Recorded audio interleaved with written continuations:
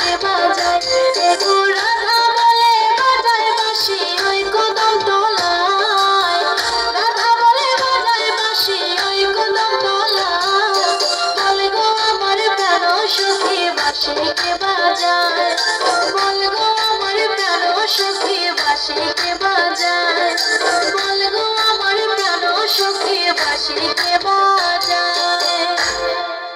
ধন্যবাদ সুমন রাজলকে এত সুন্দর নৃত্য পরিবেশন করার জন্য। তো আজকে একত্রিত দলীয় নৃত্য